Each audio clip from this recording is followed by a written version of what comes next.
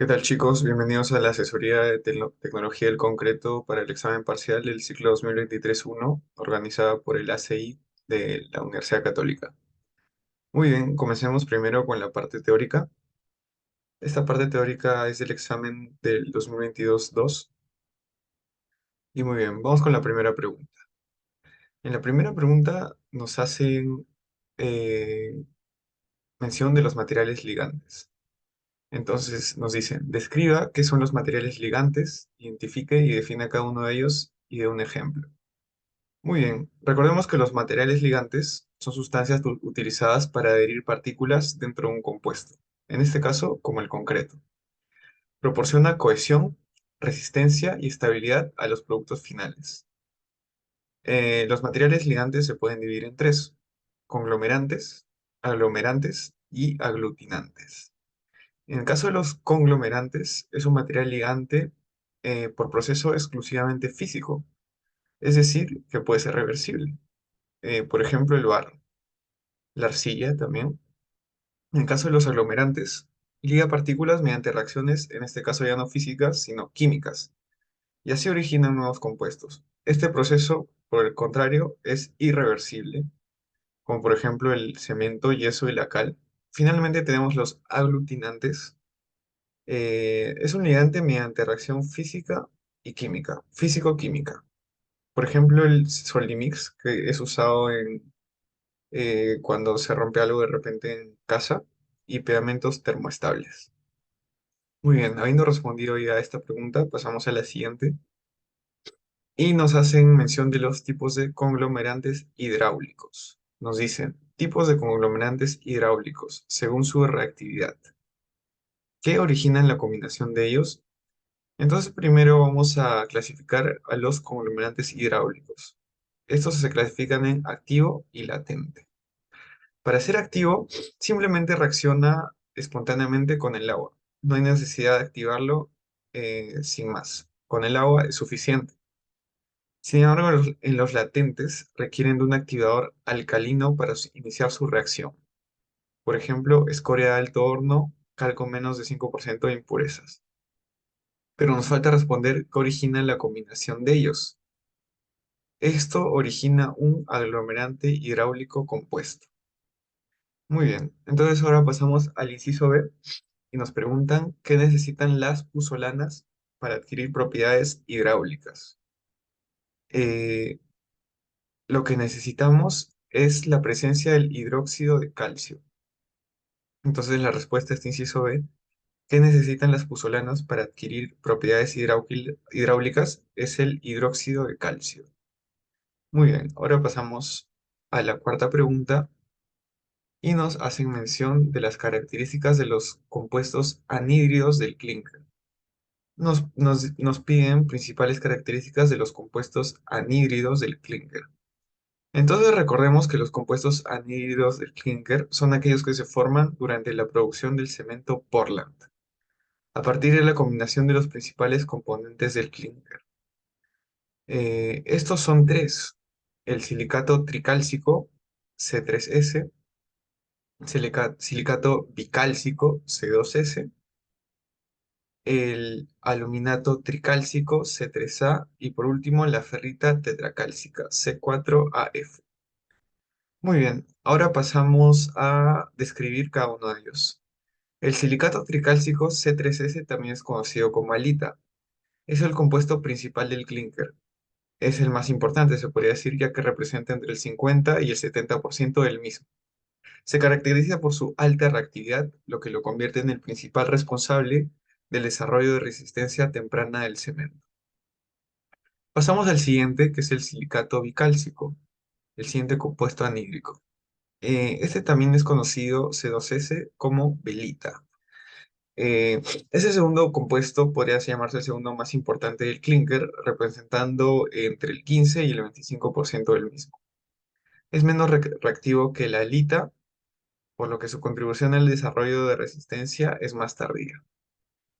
En tercer lugar, hacemos mención del aluminato tricálcico, C3A, o simplemente conocido como aluminato.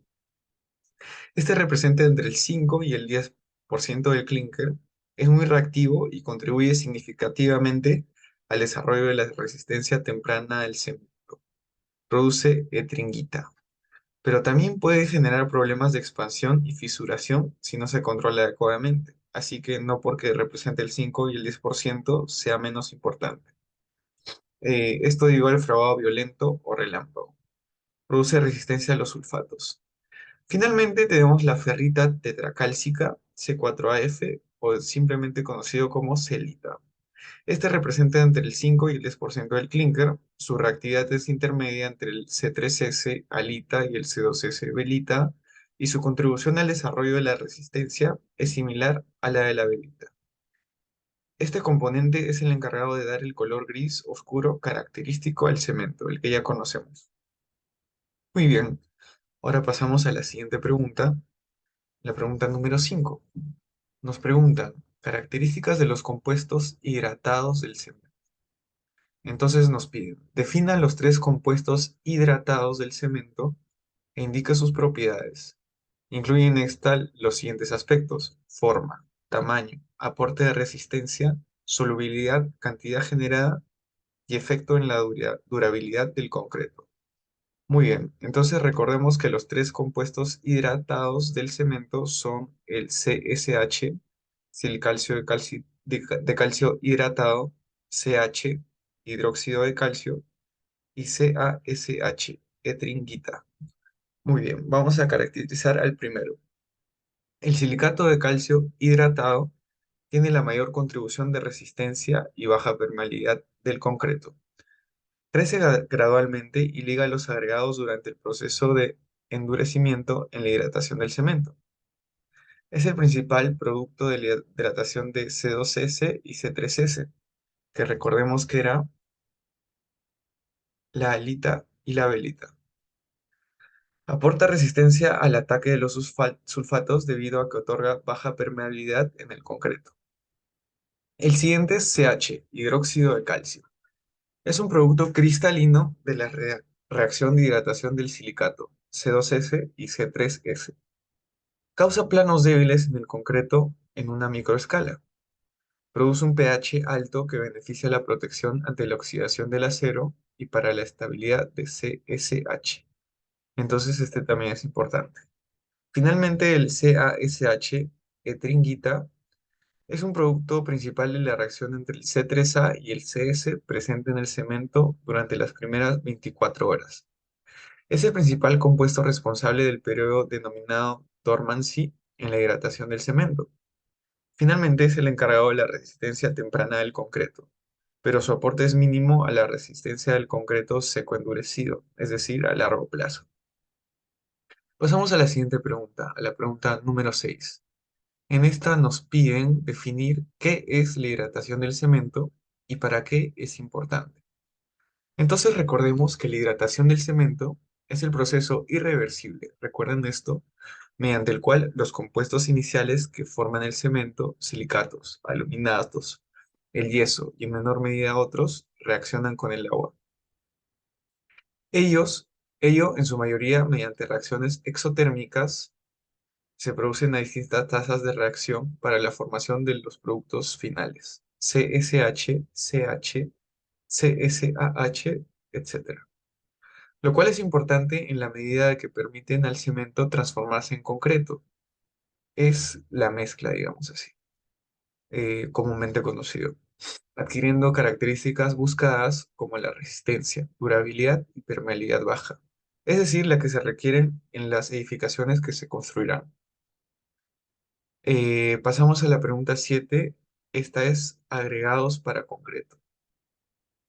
Entonces nos piden enumerar cuatro propiedades principales de los agregados y analice su influencia en las propiedades del concreto fresco y el concreto endurecido. Recordemos que para agregados tenemos los agregados finos y gruesos. Entonces, esto es lo que vamos a hablar en la primera propiedad, que es el tamaño y la distribución. El tamaño de los agregados tiene una influencia significativa en la trabajabilidad del concreto fresco, es decir, en la mezcla. En general, el uso de agregados gruesos reduce la trabajabilidad del concreto, mientras que el uso de agregados finos la mejora. Sin embargo, la distribución de tamaños de los agregados también es importante, ya que en una distribución uniforme puede mejorar la compacidad y la resistencia del concreto. Es decir, que no se tiene que tener necesariamente 100% agregado fino ni necesariamente 100% agregado grueso. Se tiene que tener, como dice acá, una distribución uniforme. La segunda característica o propiedad es forma y textura. La forma y textura de los agregados también influyen en la trabajabilidad del concreto fresco. Recordemos que la forma puede ser angulosa, subangulosa y demás, redondeada. Eh, Esto influye en la trabajabilidad del concreto fresco, así como en la resistencia y durabilidad del concreto ya endurecido. Los agregados con formas y texturas irregulares pueden reducir la trabajabilidad del concreto, mientras que los agregados con formas y texturas más uniformes pueden mejorarla. Además, los agregados con formas y texturas más irregulares pueden aumentar el riesgo de fisuración y desgaste del concreto. Entonces, como síntesis, como lección, es mejor tener agregados con formas y texturas uniformes. Esto conviene más a la mezcla. Pasamos a la pregunta, no, seguimos en esta. Ahora vamos a hablar de la densidad y absorción. La densidad y absorción de los agregados influyen en la cantidad de agua que se requiere para la mezcla de concreto y en la resistencia y durabilidad del concreto endurecido. ¿Cómo así? Los agregados más densos pueden requerir menos agua en la mezcla, ya que no absorben agua, digámoslo así, lo que puede mejorar la resistencia del concreto. Además, los agregados con una baja absorción de agua, lo que ya veníamos comentando, puede reducir el riesgo de fisuración por congelamiento y descongelamiento. Esto ya que, de ser el caso contrario, cuando sí se absorbe agua, esta agua al congelarse se expande, eh, cambia volumétricamente. Esto genera fisuración, ya en el concreto endurecido. Como última característica está la limpieza y pureza de nuestros agregados, ya que la presencia de impurezas en los agregados, tales como arcilla, limo o materia orgánica, sales u otros contaminantes, puede reducir la resistencia y durabilidad del concreto endurecido. Además, la presencia de partículas finas y materia orgánica puede reducir la trabajabilidad del concreto fresco. Entonces, como lección, siempre es importante asegurar que los agregados estén limpios y sean lo más puros posibles antes de su uso en la mezcla de concreto. Pasamos a la pregunta 8, la última de esta parte teórica, eh, que son varios incisos. En este primer inciso nos hablan de los agregados. Nos dicen, el agregado en el concreto se considera un material inerte. Es una afirmación. Nos piden explicarla el porqué de esta afirmación y en qué casos, ya nos dicen dos casos, no se cumple. Entonces, recordemos que el agregado en el concreto se considera un material inerte. ¿Esto por qué? Esto debido a que, en general, no reacciona químicamente con los otros componentes del concreto y no cambia significativamente su composición durante el proceso de endurecimiento. Esto se puede ver en la rotura de probetas que se rompen y vemos a los agregados que están ahí en suspensión, digamos, en la mezcla ya endurecida. Sin embargo, hay algunos casos en los que el agregado no se considera completamente inerte. Son dos, como ya veníamos viendo. El primero son agregados reactivos y el segundo son agregados contaminados. En el primer caso, agregados reactivos. Algunos agregados pueden contener minerales que reaccionan con los álcalis presentes en el cemento Portland, lo que puede causar una reacción álcali-agregado, RAA. Esta reacción puede generar una expansión y fisuración en el concreto, lo que afecta su durabilidad y principalmente su resistencia. En estos casos, los agregados se consideran reactivos, no inertes, y pueden requerir medidas especiales para minimizar su impacto, como la selección de un cemento Portland de bajo álcali o el uso de aditivos inhibidores de la RAA. Luego tenemos los agregados contaminados, como habíamos hablado en la pregunta anterior de la limpieza de agregados.